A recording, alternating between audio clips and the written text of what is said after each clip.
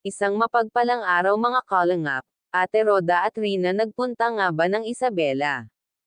Bago po yan mga kalingap, huwag niyong kalimutan mag-like, share and subscribe sa aking YouTube channel Kalingap Community. At sa lahat ng mga YouTubers at mga reactor ng Kalingap. Nagpunta nga sila Ate Roda at Rina sa Bagasbas, Isabela. Kasama nga nila yung mga taga-suporta ni Rina na taga-Isabela. Nagpunta nga sila para makapag-relax at naligo din sila sa dagat. Yun nga mga kalingap, makita naman natin na nag-enjoy si Rina sa dagat. Takot nga siya kapag may alon, inaalalayan nga siya ng isa sa mga kasamahan nila.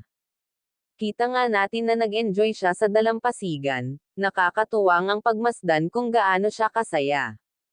Iba talaga ang positivity kapag nakakalanghap ka ng sariwang hangin.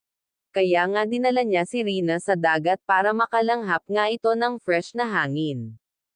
Habang nag-video si Ate Roda kay Rina ay tawa siya na tawa kasi naaaliw siya kay Rina.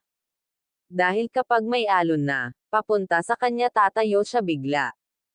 Kaya sinabihan siya ni Ate Roda na hindi ka naman aanuhin ng alon. Kaya parang hindi na siya natakot pagkatapos siyang sabihan ni Ate Roda. At sinabayan na nga siya ni Ate Roda na mag-swimming, hinawakan nga ni Ate Roda si Rina sa kamay para hindi talaga siya matakot, dahil nagpunta sila sa malalim na parte, bakas nga sa mukha nila na masaya sila habang lumalangoy. Sana nga ay palagi kayong masaya Ate Roda at Rina. Huwag niyo pong pabayaan ang isa't isa. Hanggang dito na lang mga kalingap. Huwag nyo din kalimutan mag-like, share and subscribe sa mag-amang Kalingap Rab at Kalingap Val Santos Matubang.